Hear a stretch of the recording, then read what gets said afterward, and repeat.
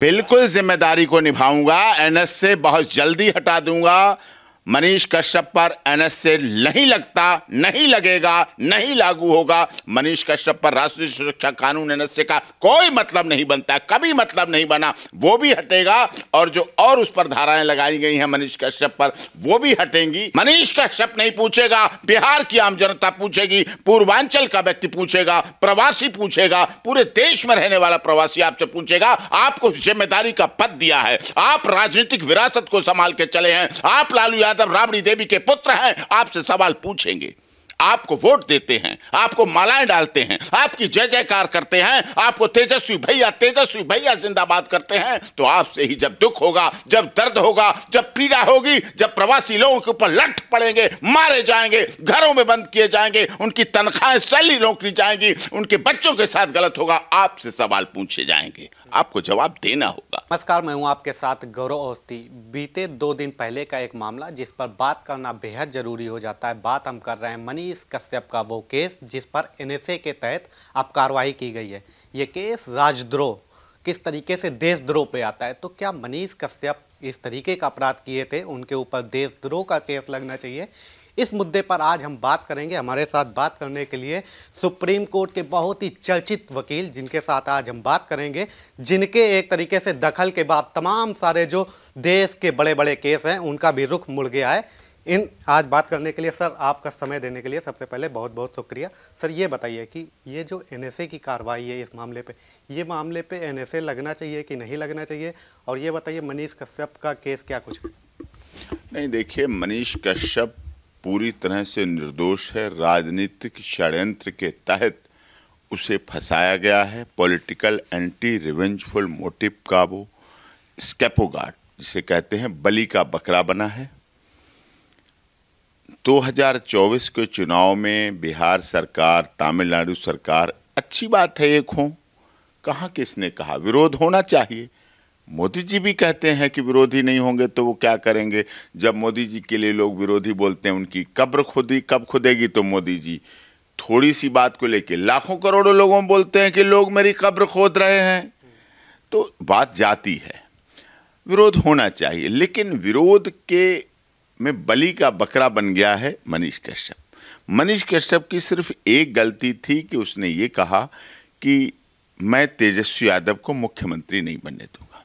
ये भावावेश में कहा, बिहार की जनता के प्यार में कहा, युवा जोश में कहा, पूर्वांचल के दर्द में कहा, प्रवासी मजदूरों की बर्बरता जो हो रही थी उनके साथ, जो हिंदुस्तान अखबार ने छापी, जी न्यूज़ ने चलाई, अमर उजाला ने चलाई, दैनिक जागरण, अमृत बाजार, सब ने छापा।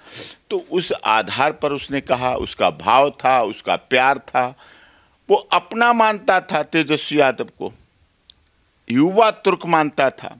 बिहार की जनता के बिना तो तेजस्वी यादव कुछ नहीं कर सकते, यानी कि आम जनता उन्हें प्यार करती थी, संघर्ष किया है।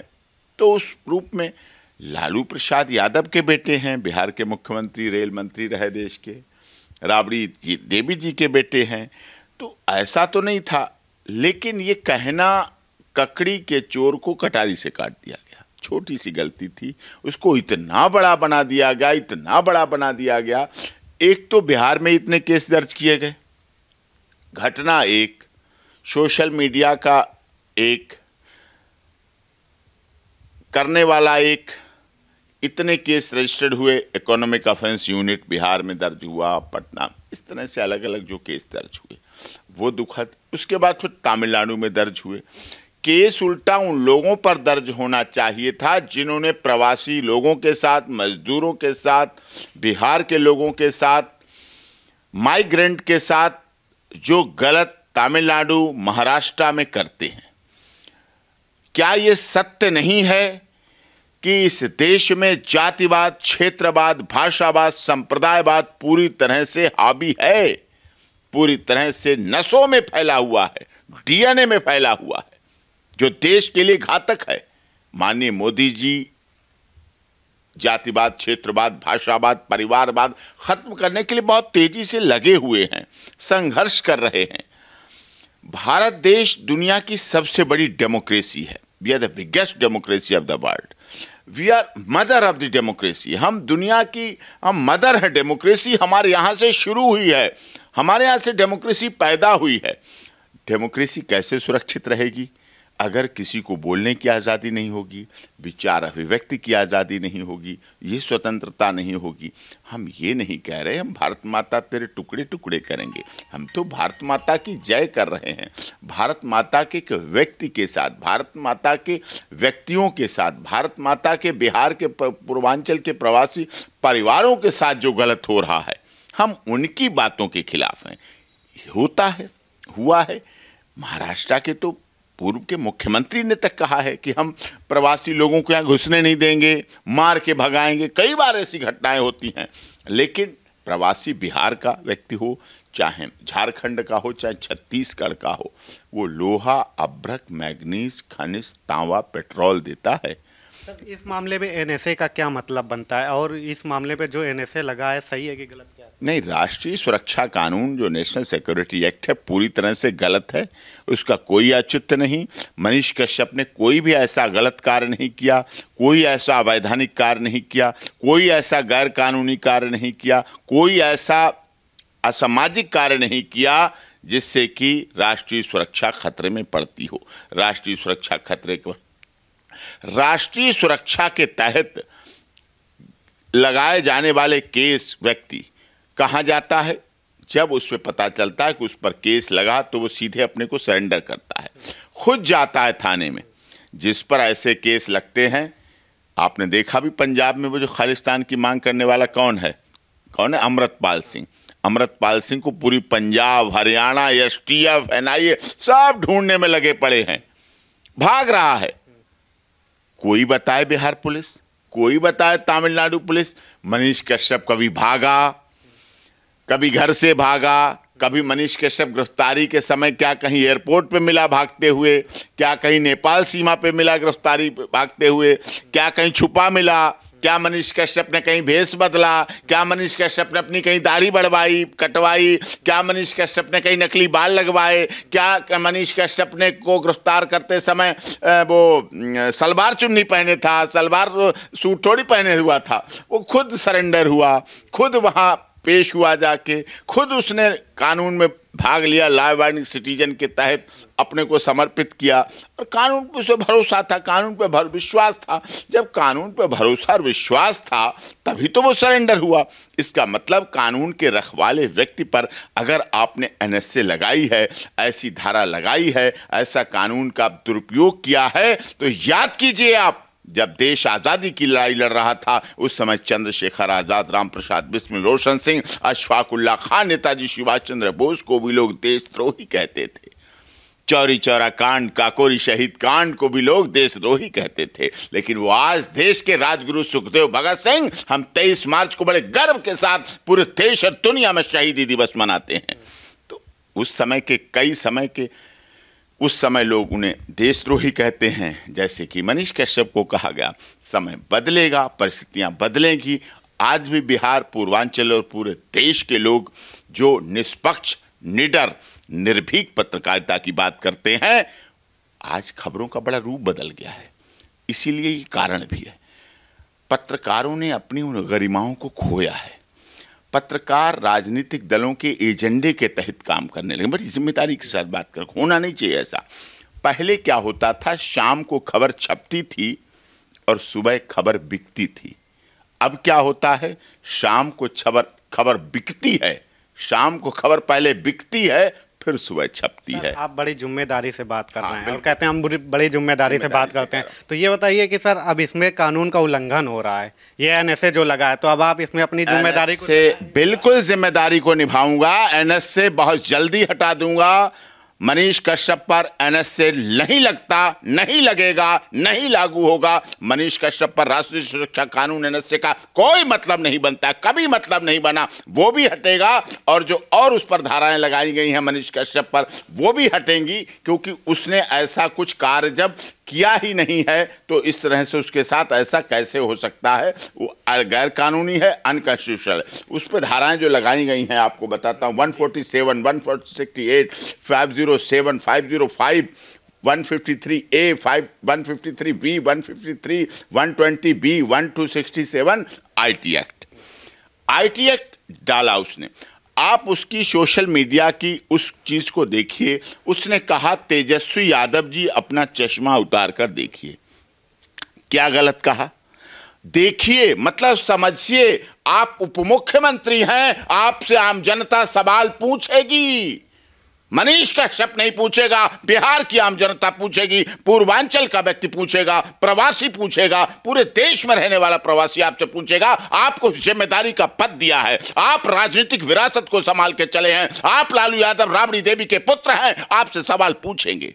आपको वोट देते हैं, आपको मालाएं डालते हैं, आपकी जय जयकार करते हैं, आपको तेजस्वी भैया जिंदाबाद करते हैं, तो आपसे ही जब दुख होगा, जब दर्द होगा, जब पीड़ा होगी, जब प्रवासी लोगों के ऊपर लठ पड़ेंगे, मारे जाएंगे, घरों में बंद किए जाएंगे, उनकी तनख्वाहें सैलरी रोक ली जाएंगी, उनके बच्चों के साथ गलत होगा, आपसे सवाल पूछे जाएंगे, आपको जवाब देना होगा। आप लोकतंत्र में रहते हैं, राजा से भी सवाल पूछे जाते हैं। राजा के दरबार में भी घंटा लगा होता था सुनवाई के लिए, वहां भी फरियादी घंटा बजाता था, राजा से अपनी फरियाद करता था। राजा भेष बदल कर जाता था, राजा जनता के बीच जाता था, राजा अपनी जनता के प्रति जवाबदेह होता था, जनता के प्रति, प्रजा के प्रति उसको दिल से चाहता था, जनता भी उसको चाहती थी, राज तिलक करती थी, उसके लिए उत्सव मनाती थी, उसके कहने पर युद्ध में लड़ने जाते थे। लेकिन लोकतंत्र के आप राजा हैं, आपको ये बात सोचनी पड़ेगी। सर, आप कह रहे हैं कि एनएसए हटेगा, तो ये कैसे हटेगा? 3 महीने तो गैर जमानती वारंट होता है, इसमें कैसे, मतलब कि क्या कुछ दांवपेच कानूनी कठिन है, कठिन मामला। देखिए सारे दांवपेच तो आपको मैं नहीं बता दूंगा, डिबेट तो आपका चैनल में वो हमारा है। आपको याद होगा इसी तरह से किसान आंदोलन चल रहा था। किसान आंदोलन में भी सारा देश और सरकारों के बीच संघर्ष था, पूरी दिल्ली जाम थी। मैं किसानों का वकील था, किसानों की तरफ से लड़ा। 3 दिन लगातार सुप्रीम कोर्ट की बहस हुई, सुप्रीम कोर्ट में सरकार ने बड़े बड़े वकील उतारे, मैं किसान संगठनों की तरफ से वकील था। 3 दिन की बहस में हर बार मुझे यही कहा जाता था कि सिंह साहब ऐसा नहीं हो सकता, ये कानून सरकार ने बनाए हैं, संसद ने, लोकसभा राज्यसभा ने पास किए हैं, राष्ट्रपति महोदय ने शायद किए, हस्ताक्षरित की, वापस हुए ना वापस। सुप्रीम कोर्ट ने, माननीय सर्वोच्च न्यायालय ने स्टे भी दिया, केस भी, उसके बाद रिपील भी हुए, कानून भी वापस हुए। आपको याद होगा हाथरस प्रकरण हुआ था, आपके उत्तर प्रदेश का मामला था, मैं वहां पहुंचा, मैंने उस केस को देखा, लड़ा। तब भी मैं यही कह रहा था, इसमें जातीय रंग राजनीति के द्वारा दिया जा रहा है।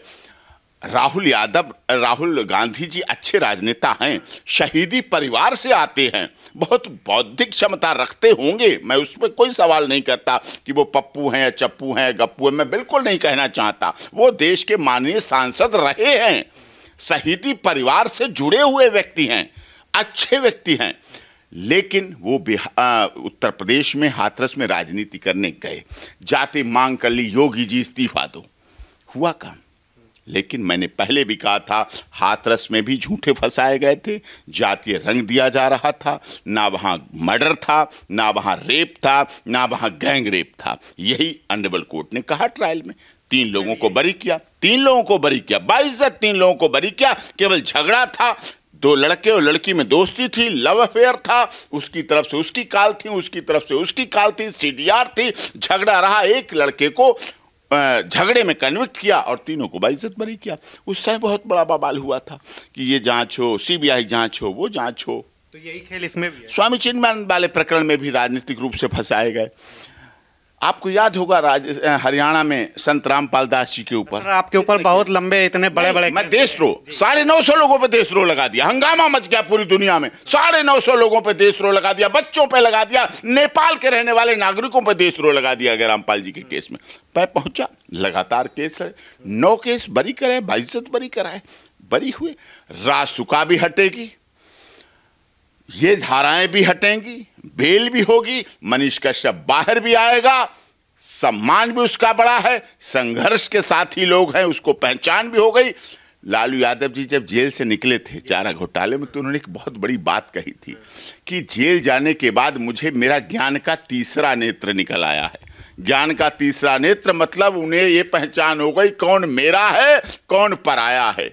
वैसे तो सब बने रहते थे, रेल मंत्री के नाते, मुख्यमंत्री के नाते, जब उन्हें ऐसा ही मनीष कश्यप को भी अब ज्ञान का तीसरा नेत्र निकल आएगा कि कौन अपना है कौन पराया है। बिहार के लोगों ने बिहार बंद करके, बिना किसी राजनीतिक दल के, बिना किसी एजेंडा के, बिना किसी प्लेटफॉर्म के, बिना किसी मंच के, माला के, माइक के, बंद करके दिखा दिया बिहार। और पूरे देश के लोग इस बात से जुड़े हुए हैं, मनीष कश्यप की भावनाओं से जुड़े हुए हैं, प्रवासी लोग जुड़े हुए हैं। देखिए, प्रवासी हर कोई कहीं है, हर कोई कहीं है प्रवासी। अब मानिए मोदी जी गुजरात के हैं, मोदी जी वाराणसी आते हैं, देश के प्रदेश, सबसे बड़े प्रदेश में आते हैं, पवित्र ऐतिहासिक नगरी में आते हैं, तो क्या वहां प्रवासी हो गए? क्या उनके साथ गलत व्यवहार हुआ? लोगों ने सिर माथे उठा लिया, मोदी मोदी मोदी मोदी के नारे लगे, गंगा मोदी निर्मल गंगा, घर घर मोदी, हर हर मोदी के नारे लगे, घर घर मोदी, हर हर मोदी के नारे लगे। ऐसे ही एक दिन बिहार में आएगा, हर घर में मनीष कश्यप को याद करने वाले, उसके साथ सम्मान करने वाले, उसको प्यार करने वाले, उसके साथ जुड़ने वाले लोग होंगे। और प्रवासी तो सब जगह जाते हैं, आते हैं, लेकिन एक सवाल, जैसे ये केस तो बिहार का था, उसके बाद इसको तमिलनाडु ट्रांसफ़र किया गया, फिर वहाँ पे एनएसए लगाया गया। अब क्या लगता है, मतलब बिहार सरकार को पूरी तरीके से दखल देना चाहिए इस मामले को कहीं ना कहीं? और क्या लगता है इसमें क्या सरकारों के ऊपर काउंटर हो सकता है क्या अदालत के? हमने बनाया है, हमने माननीय सर्वोच्च न्यायालय में पार्टी बनाया है, तमिलनाडु सरकार को पार्टी बनाया है, बिहार सरकार को पार्टी बनाया है, और उसको इन सबको उसकी फाइल देना मनीष कश्यप वाली अचन, तो वो देना। तो उसमें क्या है, उसमें हमने उन्हें पार्टी बनाया है, तमिलनाडु सरकार, बिहार सरकार और यूनियन ऑफ इंडिया। और हम अब इन परिस्थितियों में, क्योंकि रासुका मेरे फाइलिंग के बाद लगा, जब मैंने माननीय सर्वोच्च न्यायालय में वो केस फाइल कर दिया, उसके बाद रासुका लगी, तो राष्ट्रीय सुरक्षा कानून लगा। इसलिए हम ये भी मांग रखेंगे कि इस केस में सीबीआई जांच होना चाहिए। दो राजनीतिक प्रदेशों का मामला है, राजनीतिक दल से जुड़ा हुआ मामला है, पॉलिटिकल प्रेशर का मामला है। और मैं मान भी लेता हूं, अगर मनीष कश्यप इतना बड़ा देशद्रोही, इतना बड़ा राष्ट्रीय सुरक्षा के लिए खतरा है, दो प्रदेशों की पुलिस पीछे पड़ी हुई है, लगभग 1 महीना हो गया उसे रिमांड पर घूमते घूमते, 1 महीना, ये मानवाधिकारों का हनन नहीं है क्या? 1 महीने तक उसका रिमांड चल रहा है, कहीं 7 दिन। सबसे बड़ी बात, जब रिमांड बीच में ही पुलिस ने ब्रेक कर दिया, खत्म कर दिया कि हमारी जांच पूरी हो गई, इन्वेस्टिगेशन पूरी हो गई, अब हमें जरूरत नहीं है, इसको वापस पटना भेज दीजिए। रात में कोर्ट खुलती है, 9 बजे कोर्ट खुलती है, और 9 बजे कोर्ट खुलने के बाद क्या होता है, एप्लीकेशन लगती है कि नहीं, इसको बाहर नहीं, अभी बाहर नहीं भेजना है। फिर सुबह के लिए पेंडिंग होती है, और सुबह उस पर रासुका लगा दी जाती है। यही तो बड़ी बात है कि जमानत से तो बचा नहीं पाए, तो एनएसए से कैसे बचा लेंगे? नहीं, जमानत अभी होगी ना। Bail is rule, jail is denial. Bail is rule, jail is denial. जो ये कह रहे हैं, आप क्या इस बात को काट देंगे?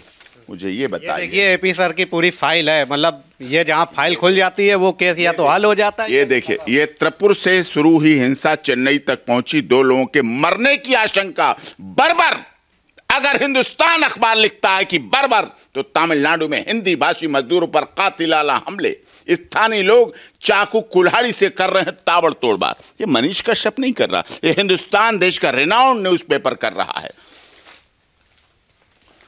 बर्बर, तमिलनाडु में हिंदी भाषी मजदूरों पर कातिलाना हमला। दूसरी खबर, बिहार जैसे गरीब राज्य का ध्यान पर केंद्र सरकार ध्यान दे। कौन कर रहा है? नीतीश कुमार कर रहे हैं, honourable chief minister of Bihar कह रहे हैं। यानी कि बिहार गरीब है, प्रधानमंत्री जी को ध्यान देना चाहिए। लेकिन क्या गरीबों का साथ ये होगा कि जब वो मेहनत मजदूरी करने जाएंगे तो ट्रेनों में जगह नहीं, डर से घरों में बंद है हिंदी भाषी। हिंदी भाषा, देश Mahatma Gandhi father of nation कह कह के थक गए कि देश की राष्ट्रभाषा हिंदी है। हिंदी लोगों को जोड़ती है, हिंदी लोगों को जोड़ने का काम करती है। हिंदी देश की भाषा है, उसको अपनाओ। नेताजी सुभाष चंद्र बोस बोल बोल के दुख गए। आदरणीय प्रधानमंत्री मोदी जी गुजरात के होते हुए हिंदी में बोलते हैं, पूरी दुनिया में जाके हिंदी में बोलते हैं, अमेरिका में हिंदी में बोलते हैं, लंदन में हिंदी में बोलते हैं, चाइना रूस में हिंदी में बोलते हैं। और इस देश में हिंदी बोलने वालों पर बर्बरता की जाएगी, उन पर दमन किया जाएगा। ये है उस मनीष कश्यप का ट्वीट। तेजस्वी यादव जी चश्मा हटा के इस फोटो को देखिए, मजदूरों के चेहरे पर घाव, और जिस मीडिया ने रिकॉर्डिंग किया है उसका मोबाइल नंबर भी है। कहां गलत है? मोबाइल नंबर देना, जांच करिए आप। एक बार बात करके तो देखिए, क्या पता आप झूठ बोल रहे हैं और मजदूर सच में तमिलनाडु में परेशान है।